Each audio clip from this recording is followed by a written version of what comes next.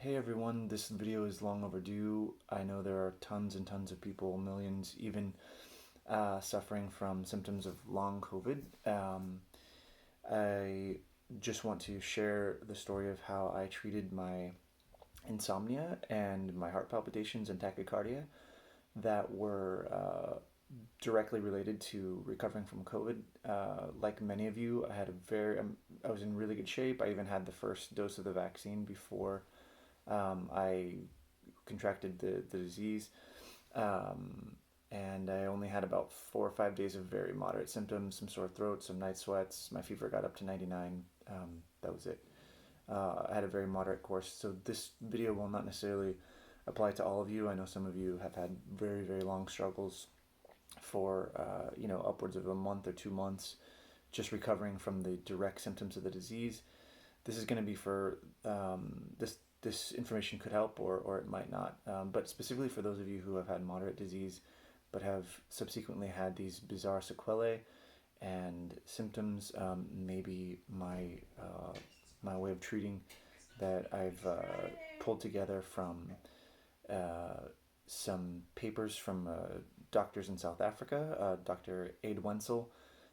There's a paper that I'll link to in the description below, and hopefully that will give you a better idea. But yeah, I'll put the link down below and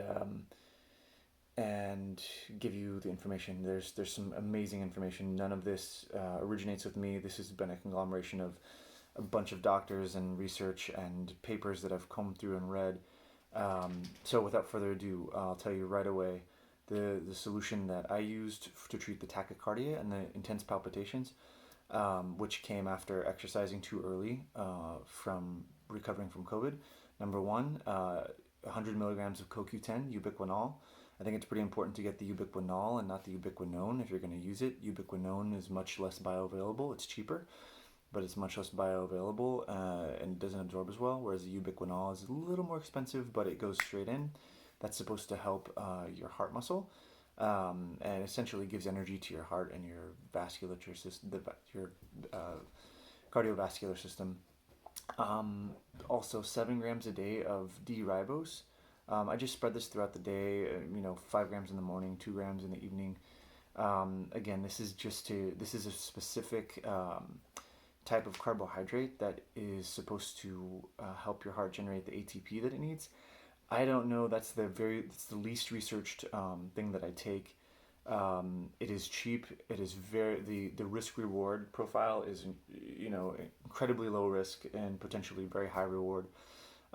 It could just be sugar and placebo. This could all be placebo. I don't know, but it's working. And my pulse rate, which shot up at the middle of my COVID symptoms, and after I exercised, has now, for the first time this morning, today, 21 days later, has finally reached normal baseline. It doesn't mean that it's not going to continue to be extra sensitive when I exercise, but anyways, this is what's helped me. The most important thing that I take, though, in terms of the tachycardia and palpitations, has been the niacin. I take 100 milligrams of niacin a day, and I believe, again, this is all the Wild West, but I believe that this is helping open up the blood vessels, stimulate the parasympathetic.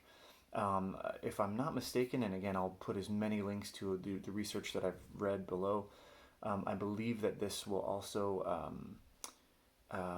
upregulate the low blood pressure receptors, the kind of these ACE2 receptors and some of these other receptors that will lower your blood pressure, that it can actually upregulate those when you take it on a regular basis.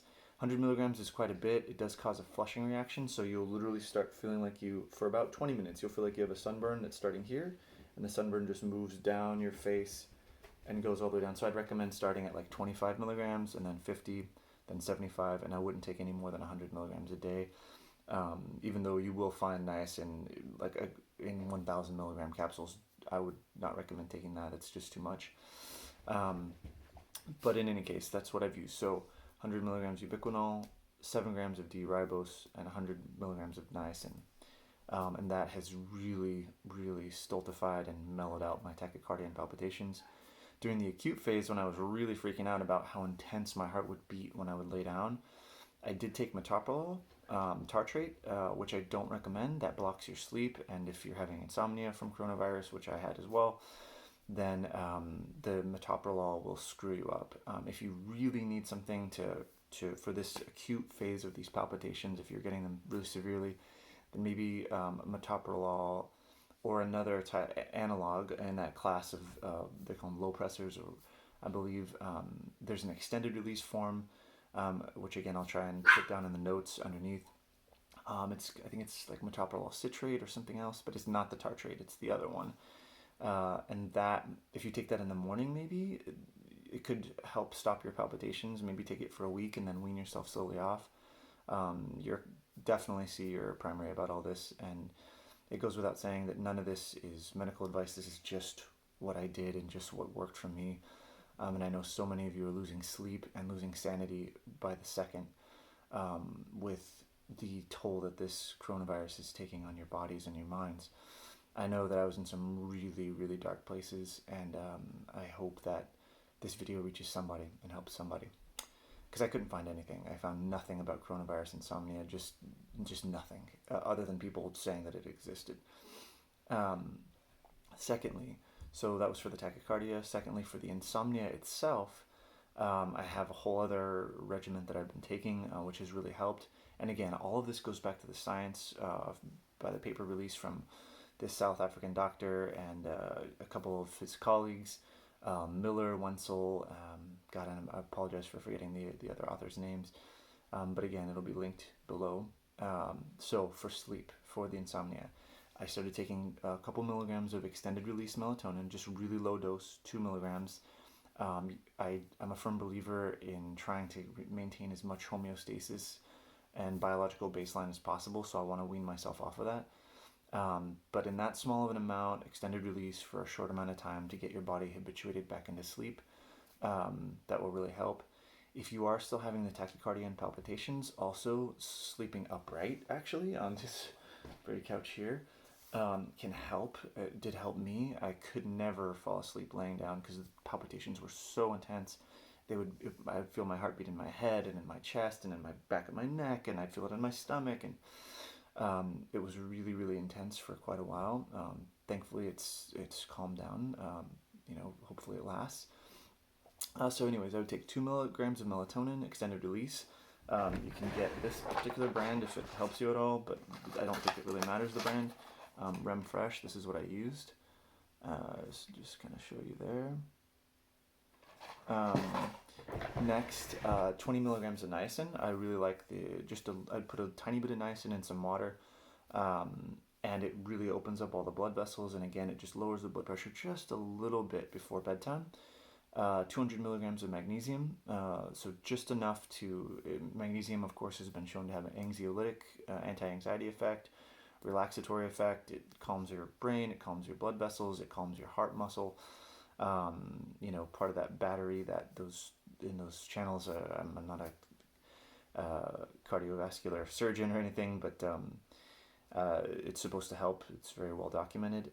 And then the two things the thing that has helped the most, I think, is 2,000 milligrams or 2 grams of L-tryptophan. So to recap, that's 2 milligrams of melatonin an hour before bed, 2,000 milligrams of tryptophan in the 4-hour period before bed. I'd do 500 milligrams at 6 p.m., about 500 milligrams at 8 p.m., and then I'd do 1 full gram, so 2 500 milligram caplets, right about 9 p.m. So 2,000 milligrams of tryptophan, 2 milligrams of melatonin, 20 milligrams of niacin, and 200 milligrams of magnesium.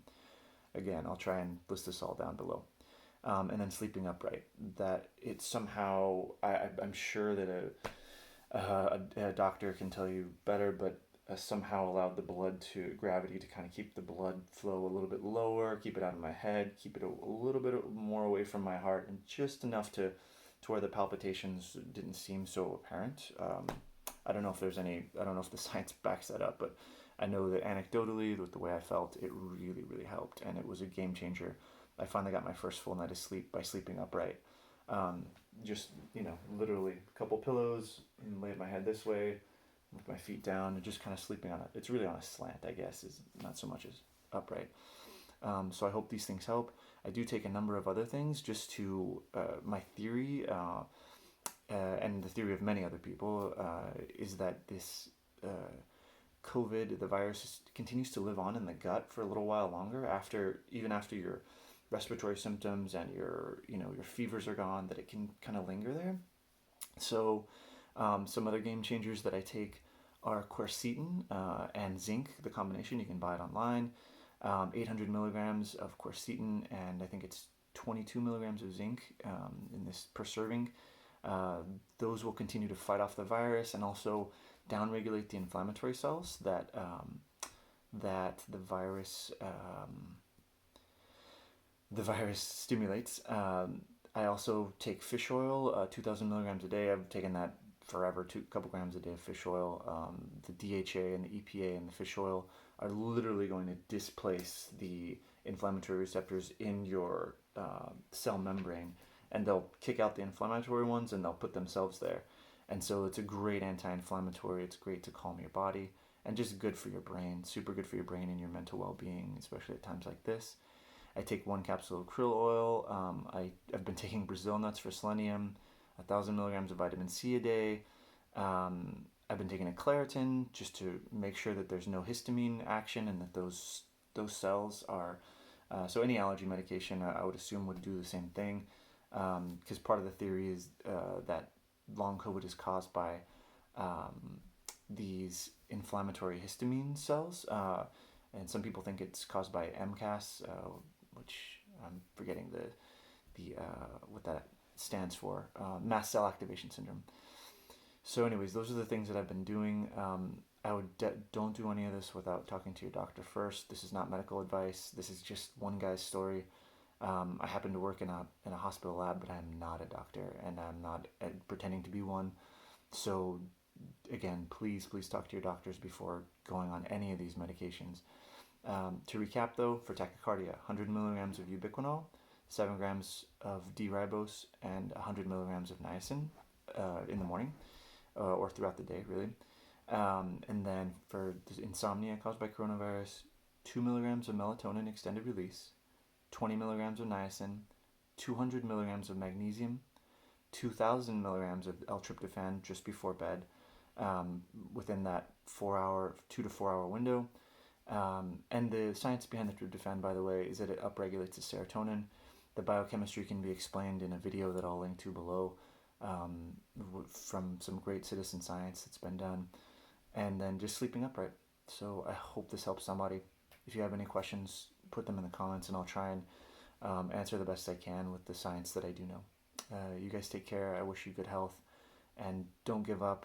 Don't be afraid when you relapse.